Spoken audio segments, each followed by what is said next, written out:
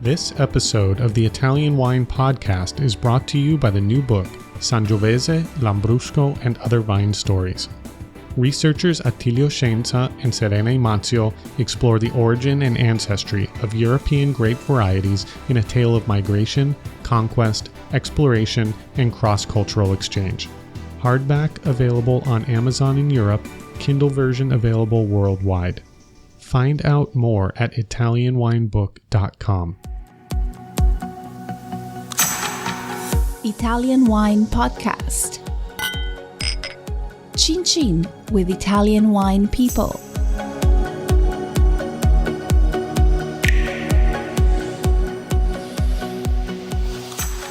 Hello, this is the Italian Wine Podcast with me, Monty Waldin. My guest today is Cristina Ziliani. Cristina's family winery is Berlucchi in Franciacorta. Exactly.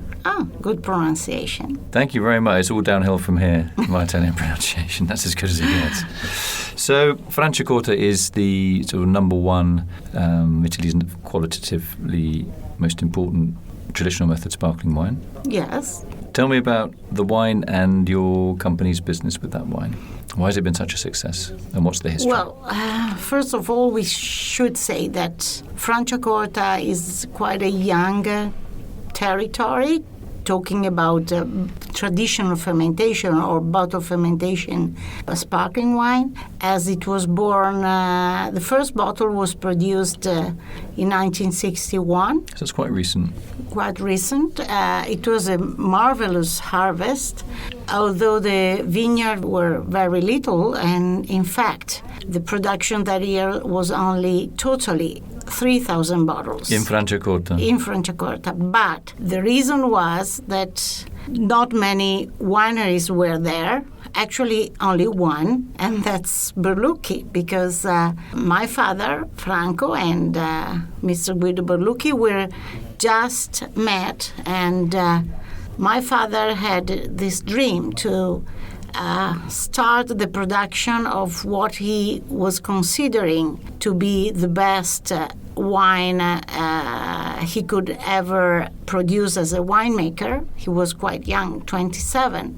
And so he started to use the grape that was available in that moment. It was Pinot Blanc. And so they started just as an adventure. We could call it a startup 60s, in the 60s. So that was 1961. Do any bottles remain from the original 61 vintage? Actually, only two.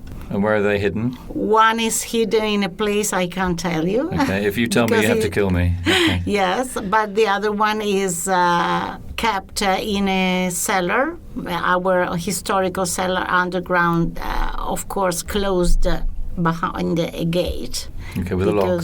Yes. And armed guards. Well, not armed guards, but tigers, lions. That's me. Okay. I'm guarding.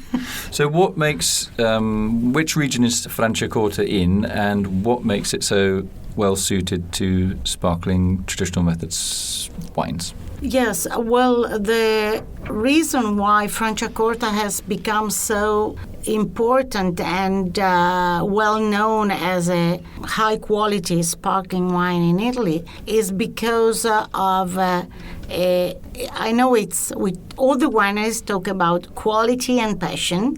We just heard in a lot of speeches, but really it was something that was something to do with the climate, because we have a mild climate thanks to the mountains and thanks to the lake. The territory, the land, is on the southern border of a very small lake.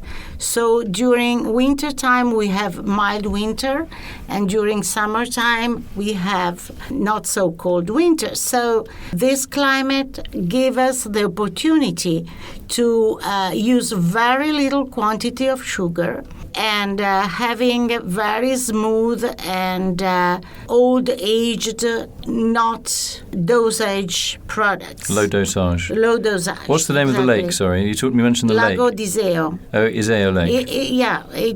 It's become quite famous thanks to a land artist, Cristo, who built a floating pier on the lake in 2016. So we got a lot of exposure thanks to this pier. Yeah. Is it the pier used for the restaurants there, or is it just people to walk as if they're sort of walking through on the lake, or what is it?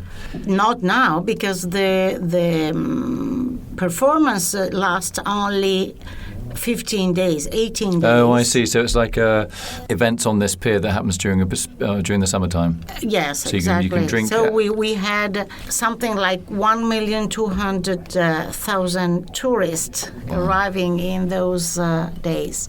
But going back to what is special about Franciacorta, so I talked about climate. The soil is very special because thanks to glacier time is very rich in different minerals, so we can get different in such a small area. We have so many different kind of minerals. They are morainic hills mainly, and clay is very deep in the land. And the third important thing is that producers who have started to plant vineyard during the 60s and 70s had decided to have a very high quality product because the area is very small, so we can't compete with large producers in the world. So we have the strictest production rules in the world. I mean that, for example, well, first of all, we cannot pick up grape by machinery, only by hand. So it must be hand-picked? Yeah. Yes, hand-picked. We cannot watering. No irrigation? No irrigation. And one of the most important things is that we have a long aging, so not less than 18 months. And that's quite a long time compared to other regions because we want to get the best from the production. So what is the size roughly in terms of the vineyard area and annual production? Well, it's almost 3,000 hectares. Mm-hmm. In acres, it's about 2,000 acres. Yeah, just multiply by 2.47. Yeah, that's okay. They'll work it out. These we have, mathematicians. Okay, so it's about 3,000 acres, mainly planted with Chardonnay. Something like, I think 75% Chardonnay, 20% Pinot Noir, and 5% Pinot Blanc, but it's decreasing in quantity because we want to increase Pinot Noir vineyards. So Franciacorta is a traditional method sparkling wine, so it can be white, it can be rosé, rosato? Oh yes, there's a special, rosé has again a very strict production rule because instead of having only 18 months on lease, we must go up to 24 months on lease at least, and the quantity of Pinot Noir used for the cuvée, for the blending, must be at least 65%, and with maceration on the skins, yes. What about food matching? Sometimes we often see sparkling wine as something that we have a glass of before we sit down to dinner or lunch. What about having it with food? Well, what we say about Franciacorta is that it's a wine that happens to become a sparkling wine, actually, because we love to match with important food. We have a special typology that is called Satèn, only made of Chardonnay, and that's, we can say, more suitable for aperitif, for a glass before a meal. So, and that must also, by law, it must spend at least 24 months on the lees-in bottle before disgorging. Yes, exactly. And for example, we pair during our meals. We love to pair a typical recipe from our region that is made with beef cooked in water, oil, and vegetable. What's that dish called? Manzo all'olio. Manzo all'olio, so beef with olive oil. Olive oil, exactly. And we pair with rosé or a vintage. We have a 5 years vintage typology that is no dosage, that is perfect with that meat. All through the meal as well? Oh, yes. Yeah. I know it's something that everybody says about their region, their wines, but that's what we also get. It's a feedback that we get from our visitors, even from abroad, because, of course, people think that red wine is more suitable for certain type of meat. But isn't Franciacorta an advantage in the sense that compared to champagne, which normally quite often isn't drunk with food, it's drunk before a meal or with a celebration, but the fact that Franciacorta, you still have cool nights, but you've got quite warm days, so you have a little bit more body for these sparkling wines to actually suit main courses. Yes. Yeah?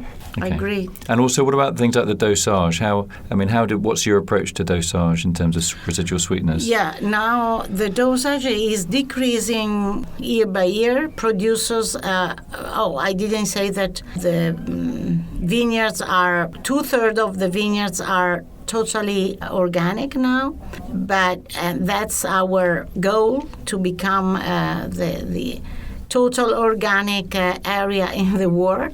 A massive contrast to Champagne, by the way, which is the least organic wine vineyard region on the planet by a long way. Sorry, I just had to get that off my chest.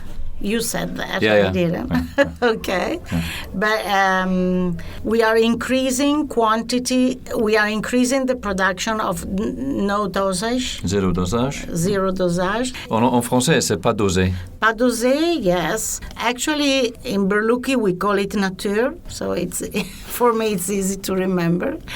That's got the same meaning.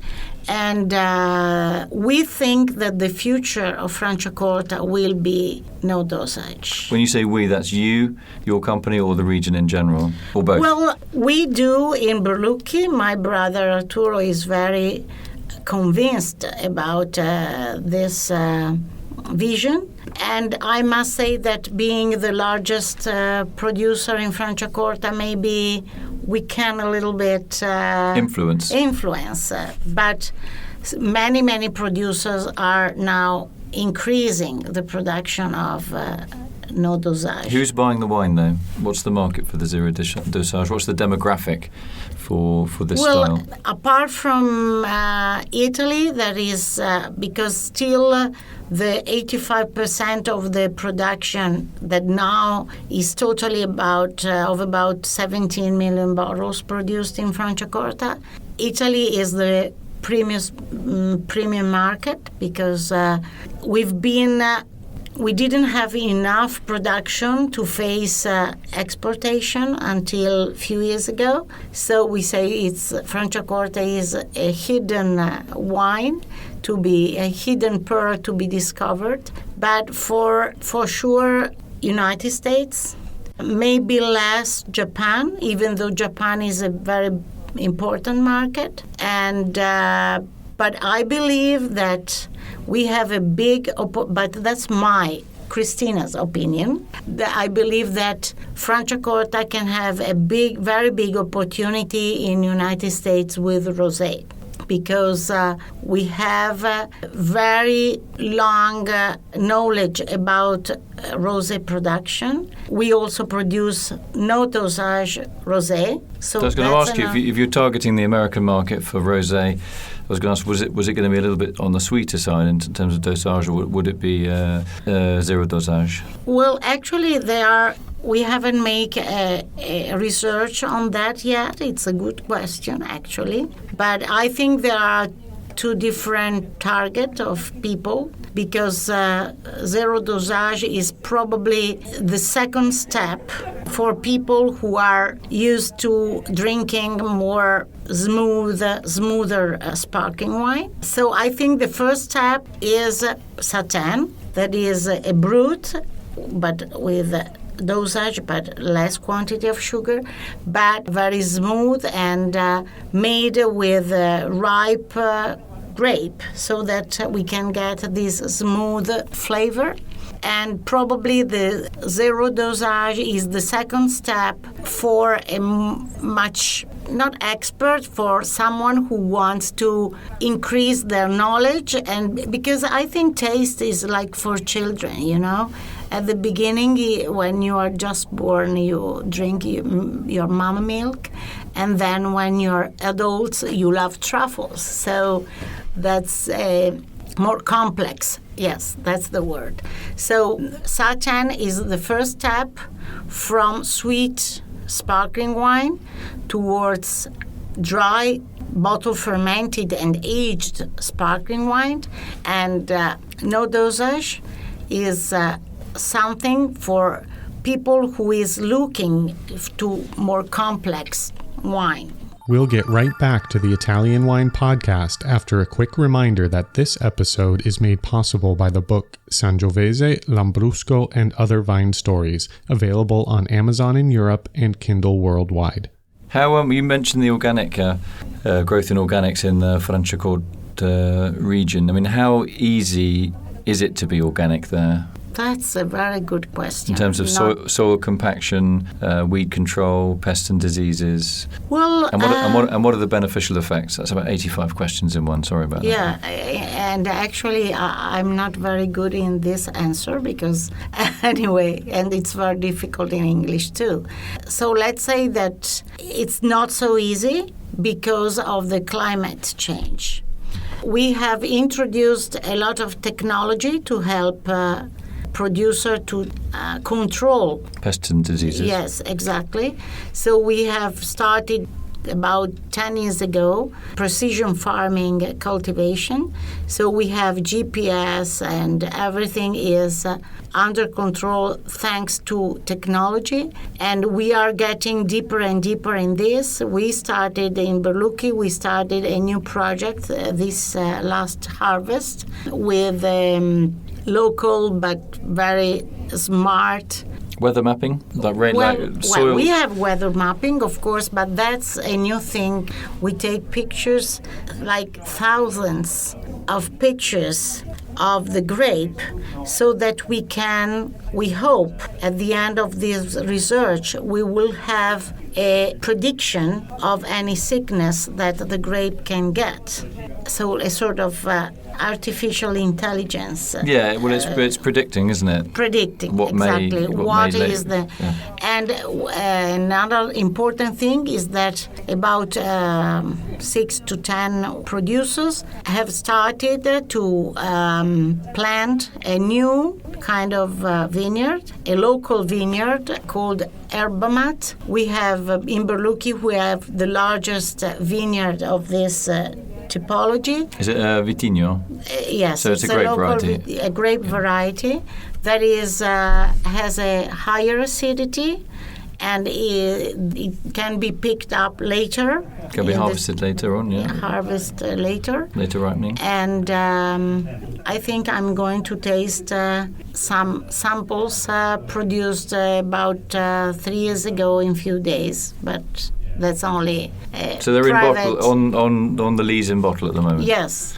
Okay, and what are your expectations for that? Well, the expectation is that with this increasing in warmer temperature, this grape can give a richness in acidity, because, as you know, bottle fermentation needs high acidity to last long on lees. It's interesting. How many, not just you, but however, every single time I interview a producer now, I can't think of a producer that hasn't mentioned climate change. Yeah, and it's like, I don't want to name Donald Trump, but I mean Donald Trump, for example, people that say it's not happening. They all need to they need to do like a work experience in a vineyard for a couple of months, and then they'll kind of get it. Probably, yes. You know, it's that classic city. Well, I don't know if I'm not a scientist, so I don't know if it is really a climate changing, or that is the situation now when You have days with a lot of rain, water or dry periods. So it's more extreme conditions. Exactly. Yes. Okay. Just want to say thanks to my guest today, Cristina Ziliani from Berlucchi, traditional method sparkling wine producer from Franciacorta in Lombardy in northeastern Italy. Thank you. Thanks for coming in. Listen to all of our pods on SoundCloud, iTunes, Spotify, Himalaya FM, and on ItalianWinePodcast.com. Don't forget to send your tweets to @ItaWinePodcast.